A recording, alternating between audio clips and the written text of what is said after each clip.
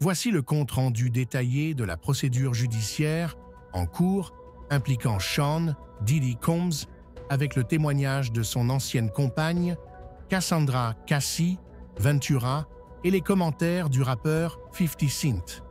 L'affaire porte sur des allégations d'abus, de coercition et de participation à ce que l'on appelle des freak-offs, des soirées sexuelles sous l'emprise de drogue impliquant des escortes, auxquelles Cassie affirme avoir été forcée de participer. Je résumerai ci-dessous les points clés, aborderai le contexte et fournirai une analyse basée sur les informations fournies. Témoignage de Cassie Ventura. Cassie, un témoin clé dans l'affaire fédérale contre Diddy, a témoigné d'un schéma d'abus qui s'étend sur une décennie, notamment de violences physiques, de manipulation émotionnelle et de coercition pour participer à des freak-offs. Elle a décrit avoir été droguée, filmée et forcée de se livrer à des actes sexuels avec des escortes masculines pendant que Diddy dirigeait ou regardait, utilisant souvent des drogues comme des opiacés, de la MDMA et de la kétamine pour faire face au traumatisme. Les incidents spécifiques incluent le fait d'être invité à entrer dans une piscine gonflable remplie d'huile chaude pour bébés, de porter des perruques et des masques et de se produire dans des conditions chorégraphiées définies par Diddy. Cassie a détaillé les conséquences physiques et mentales, notamment les plaies, les infections urinaires, les problèmes d'estomac et une dépendance continue aux opiacés, exacerbée par les fréquentes crises de panique. Elle a témoigné du tempérament violent de Diddy, alléguant qu'il l'avait battue, entraînant des blessures comme des lèvres ensanglantées et des yeux au beurre noir, et qu'il avait une fois fait exploser la voiture de Kid Cudi en découvrant leur relation. Le témoignage de Cassie a été décrit comme calme, posé et explicite, créant une atmosphère tendue au tribunal. Les jurés ont visionné des vidéos et des images privées liées au freak-off, protégées par des écrans de confidentialité. L'équipe de défense de Diddy soutient que Cassie était une participante consentante à un style de vie échangiste, consensuel, citant des messages textes dans lesquels elle semblait enthousiaste à propos des freak-off. Par exemple, en répondant « Je suis toujours prête à péter les plombs MDR ». Ils ont souligné la consommation de drogue de Cassie, suggérant que cela affectait sa mémoire ou sa participation, et ont désigné ses relations avec Kid Cudi et Michael B. Jordan comme source de disputes motivées par la jalousie plutôt que d'abus forcés.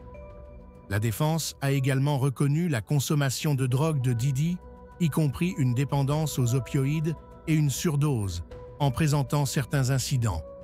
Par exemple, une agression dans un hôtel en 2016 filmée en vidéo, comme étant alimentée par la drogue plutôt que par une coercition intentionnelle. Le rôle de 50 Cent, un rival de longue date de Diddy, s'est exprimé sur les réseaux sociaux, se moquant de Diddy avec des mèmes et des publications sur le procès, l'appelant « Freak Pop » et plaisantant sur ses arrangements d'hôtel, ses bijoux et la valeur de divertissement du procès. Il a profité du procès pour critiquer l'industrie musicale dans son ensemble, accusant d'autres célébrités de rester silencieuses parce qu'elles ont participé ou ont été complices des activités de Diddy. 50 Cent a suggéré que Diddy aurait dû accepter un accord de plaidoyer, prédisant une condamnation compte tenu de la solidité du témoignage de Cassie. Il a fait référence à une offre de plaidoyer rejetée et au refus de Diddy de régler des litiges antérieurs, par exemple, verser 30 millions de dollars à Cassie au lieu de 10 millions pour régler son procès de 2023. 50 Cent a également fait allusion aux allégations contre Jay-Z, remettant en question son association avec Diddy et faisant référence à un procès distinct dans lequel une femme affirme que Diddy et Jay-Z l'ont violée à l'âge de 13 ans en 2000. Le juge a autorisé l'accusatrice à rester anonyme pour le moment, malgré les efforts de l'équipe juridique de Jay-Z pour classer l'affaire. Témoin supplémentaire. Un escort girl, Daniel Phillip, a corroboré le témoignage de Cassie, décrivant avoir été payé pour avoir des relations sexuelles avec elle sous le regard de Diddy. Il a noté que Cassie semblait terrifiée et que l'expérience lui semblait inadéquate. Le témoignage de Phillip comprenait des détails graphiques, comme le fait d'avoir été invité à uriner sur Cassie, ce qui a suscité des réactions dans les salles de débordement des médias, mais pas dans la salle d'audience où les explosions étaient interdites. Le procès a attiré une attention publique considérable, alimentée par le procès de Cassie en 2023, rapidement réglé par Diddy, et par une vidéo d'hôtel divulguée en 2016 montrant Diddy agressant Cassie, ce qui concorde avec ses affirmations selon lesquelles elle aurait tenté d'échapper à un freak-off. 50 Cent produit un documentaire sur la chute de Diddy, soulignant ses critiques de longue date sur le comportement de Diddy, qui, selon lui, a été ignoré ou rejeté comme étant haineux jusqu'à présent. L'affaire aborde les thèmes du pouvoir, des abus et de la complicité dans l'industrie du divertissement. 50 Cent la présentant comme un règlement de compte, au-delà des simples ragots. Le procès représente un moment important dans la déconstruction publique de l'image soigneusement construite de Diddy en tant que magnate de la musique. Le témoignage de Cassie est central, dressant un tableau d'abus et d'exploitation systémique sous couvert d'une relation et d'un partenariat professionnel. Ces récits détaillés, étayés par des preuves matérielles, photos, vidéos et des témoins concordants comme Daniel Phillip, renforcent la thèse de l'accusation, qui allègue trafic et coercition. La stratégie de la défense, présenter Cassie comme une participante consentante, s'appuie sur des SMS sélectifs et sur sa consommation avouée de drogue pour semer le doute. Mais cela risque d'être éclipsé par la sincérité de ses allégations et par les preuves vidéo de 2016.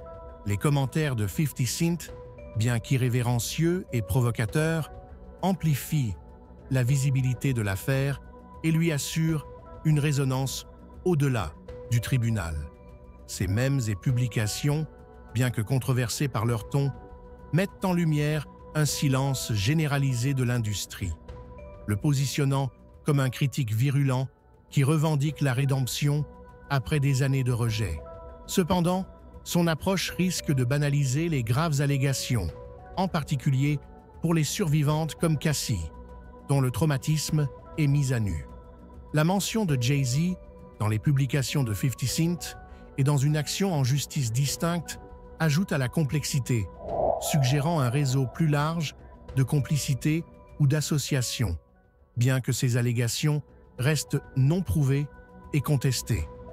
La dynamique de la salle d'audience, le calme de Cassie, l'absence de réaction de Diddy et l'observation privée des preuves par les jurés soulignent la gravité de l'affaire.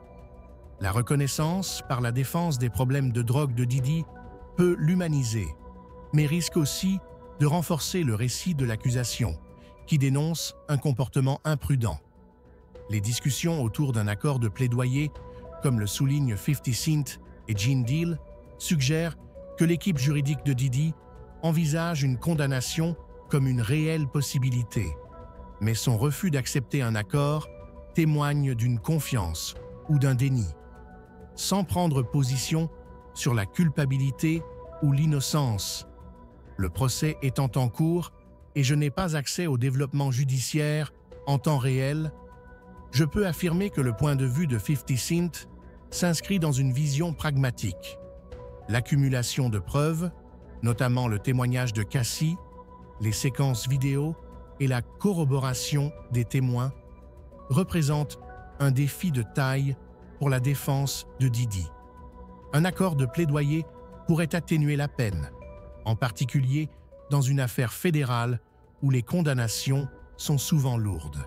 Cependant, la décision de Diddy d'aller au procès suggère qu'il pense que le récit de la défense concernant un comportement consensuel pourrait influencer les jurés ou qu'il mise sur des victoires procédurales.